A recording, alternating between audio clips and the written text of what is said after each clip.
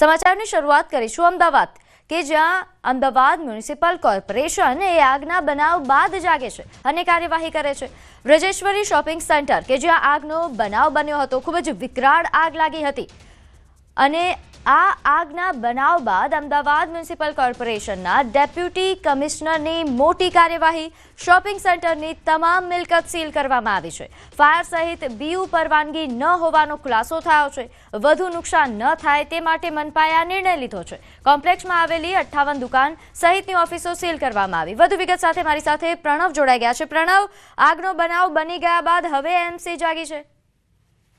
ચોક્કસ મ્યુનિસિપલ કમિશનરનો આદેશ હતો। આદેશના પગલે ઉત્તર ઝોન જે એસ્ટેટ વિભાગ છે તેને કાર્યવાહી હાથ ધરી છે।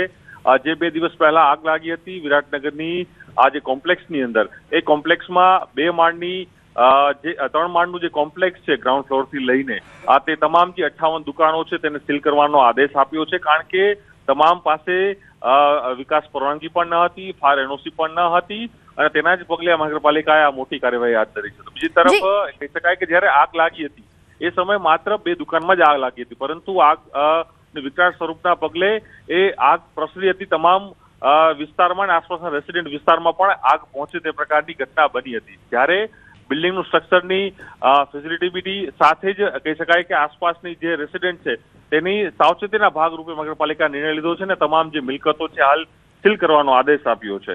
જી પ્રણવ, પરંતુ અહીં સવાલ એ થઈ રહ્યો છે કે જે રીતે આપે જણાવ્યું કે ફાયર એનઓસી નથી, વિકાસ પરવાનગી ન હતી, તેમ છતાં આ કોમ્પ્લેક્સ ચાલુ હતો। બનાવ બન્યો તે બાદ અમદાવાદ મ્યુનિસિપલ કોર્પોરેશન જાગે છે, આ પહેલા તપાસ નહોતી થઈ? ચોક્કસ તેને લઈને જ મહાનગરપાલિકાના કમિશનર દ્વારા એ તપાસના આદેશ અપાયા હતા અને મહાનગરપાલિકાના કમિશનર બંછાનિધિ પાનીએ એએમસીના જે ઉત્તર ઝોનના જે ડેપ્યુટી કમિશનર છે વિશાલ ખાનામાં તેઓને આદેશ આપ્યો હતો કે તપાસ કરવામાં આવે અને તપાસ બાદ જે પણ કાર્યવાહી કરવાની થાય તે કરવામાં આવે। તેના જ પગલે જ્યારે એસ્ટેટ વિભાગની ટીમ ત્યાં પહોંચી હતી, તમામ બીજી તપાસો કરવામાં આવી, ત્યારે માલુમ પડ્યું કે જે વિકાસ પરવાનગી અન્ય ડોક્યુમેન્ટ્સ ન હોવાને કારણે આ એકમ છે તે સાવચેતીના ભાગરૂપે સીલ કરી દેવામાં આવે। આગ 2 દુકાનમાં લાગી હતી, અન્ય સાથે જે પ્રસરીને એ 13 થી 18 દુકાનોમાં પહોંચી હતી, પરંતુ અંદર 58 થી પણ વધુ દુકાનો અને ઓફિસો આવેલી છે। ત્યારે તમામની સામે કાર્યવાહી થાય અને તમામ લોકોને એક સબક મળે તેને લઈને જ કમિશનરે આદેશ આપ્યો હતો। તેના જ પગલે ડેપ્યુટી કમિશનરે ઘટના સ્થળ ઉપર જઈને તમામ જે એકમો છે તેને સીલ કરવાની તજવીજ હાથ ધરી હતી અને આજે તમામ એકમો છે સીલ કરી દેવામાં આવ્યા છે। જી, આભાર માહિતી આપવા બદલ।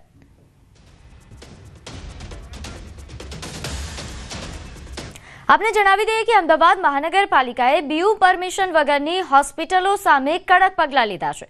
દક્ષિણ પશ્ચિમ ઝોન વિસ્તારમાં બીયુ વિનાની હોસ્પિટલોને સીલ કરવામાં આવી। 9 હોસ્પિટલોને વારંવાર સૂચના અને નોટિસ છતાં પુરાવા રજૂ ન કરી શકતા સીલ કરાઈ છે, તો જાહેર સલામતીના ભાગરૂપે આ કાર્યવાહી કરવામાં આવી। શૈક્ષણિક સંસ્થાઓ તેમજ મલ્ટીપ્લેક્સ સામે પણ કાર્યવાહી થઈ શકે છે।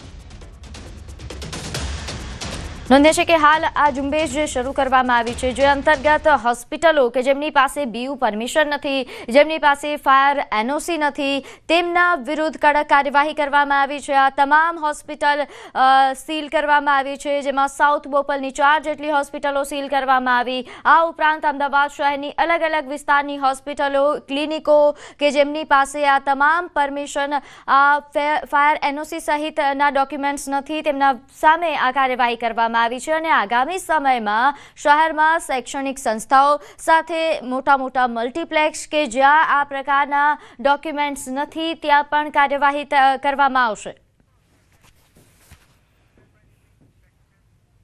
આગળ વાત કરીએ, જામનગરમાં દીપડાના આટાફેરા વધ્યા છે। કાલાવડના નપાણિયા ખીજડીયામાં દીપડો દેખાયો। અહીં ફોરેસ્ટ અધિકારીની ટીમ ઘટના સ્થળે પહોંચી અલગ અલગ ટીમ બનાવીને દીપડાની શોધખોળ શરૂ કરવામાં આવી છે। સીમ વિસ્તારમાં દીપડો દેખાતા ગ્રામજનોમાં ભયનો માહોલ છે। ખેતરે જતા ખેડૂતોમાં પણ ડરનો માહોલ છે। તો દીપડો દેખાયાના દ્રશ્યો પણ સામે આવ્યા છે, તેનો એક વિડીયો સામે આવ્યા છે। વધુ વિગત સાથે મારી સાથે સંવાદદાતા કિંજલ જોડાઈ ગયા છે। કિંજલ, આ વિસ્તારમાં હવે દીપડાના આટાફેરા વધી રહ્યા છે? બિલકુલ પ્રીતિ, જે પ્રકારે વાત કરવામાં જામનગર જિલ્લાના કાલાવડ પંથકના ગ્રામ્ય વિસ્તારમાં દીપડાના આટાફેરા છે તે સામે આવ્યા છે। દીપડાની દહેશતથી કાલાવડનું જે નપાણિયા ખીજડીયા છે તેની સીમ વિસ્તારમાં જે લોકો છે તે થથરી રહ્યા છે, કારણ કે જે પ્રકારે સીમ વિસ્તારમાં, વાડી વિસ્તારમાં જ્યારે દીપડો દેખાયો છે તેને ખેત મજૂરે એક વિડીયો પણ બનાવ્યો છે. આ વિડીયો પણ સામે આવ્યો છે.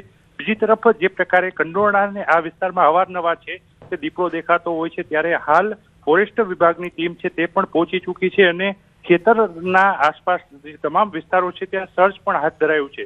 જે પ્રકારે ગઈકાલ રાતથી જ આ દીપડાની દહેશતને લઈને લોકો છે તે વાડીએ જતા પણ ફફડી રહ્યા છે, તો બીજી તરફ જે આ વિસ્તારના લોકો છે, આ વિસ્તારના લોકો કહી રહ્યા છે કે જામકંડોરણા તરફથી જે દીપડો છે એ દીપડો સીમ વિસ્તારમાં આવી ચડ્યો છે અને જેને લઈને લોકોમાં એક ભયનું લખલખું છે તે ચોક્કસ જોવા મળી રહ્યું છે. તો બીજી બાજુ આ દીપડો છે તે અન્યત્ર વિસ્તારોમાં, વાડી વિસ્તારોમાંથી કોઈને નુકસાન નથી પહોંચાડ્યું, કારણ કે માનવભક્ષી દીપડો છે એ વાડી વિસ્તારમાં જોવાતા ભારે ઉહાપોહ છે તે મચી ગયો છે. તો બીજી તરફ આ દીપડાને પાંજરે પૂરવા માટે વન વિભાગ દ્વારા પણ કવાયત હાથ ધરવામાં આવી છે. પ્રીતિ જી, આભાર માહિતી આપવા બદલ.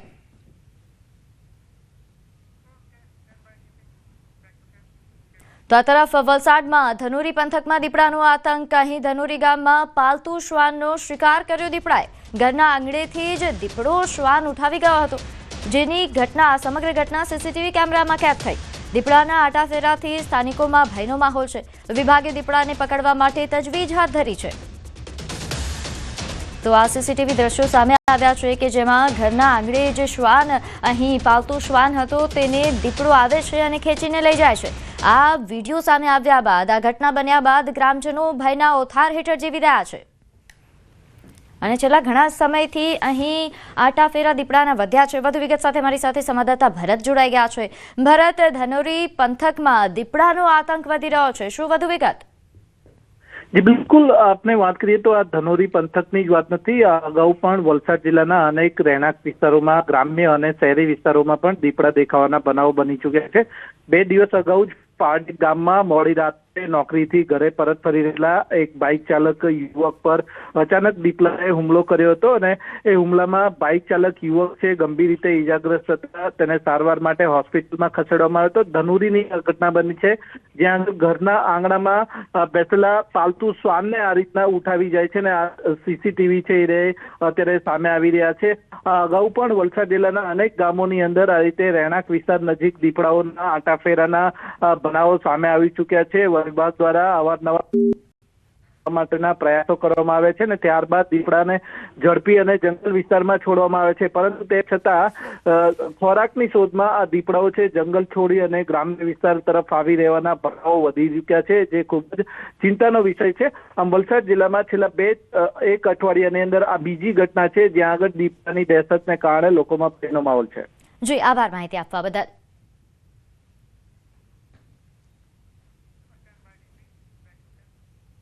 સમાચારમાં આગળ વાત કરીએ. હજુ તો ઉત્તરાયણને 1 મહિનાનો સમય બાકી છે, ત્યાં તો અરવલ્લીમાં પ્રતિબંધિત ચાઇનીઝ દોરીનો જથ્થો ઝડપાયો છે. મોડાસા શહેરના ગણેશપુર વિસ્તારમાંથી આ જથ્થો ઝડપી પાડવામાં આવ્યો છે. ગોડાઉનમાંથી 80 ચાઇનીઝ દોરીની ફિરકીઓ જપ્ત કરવામાં આવી છે.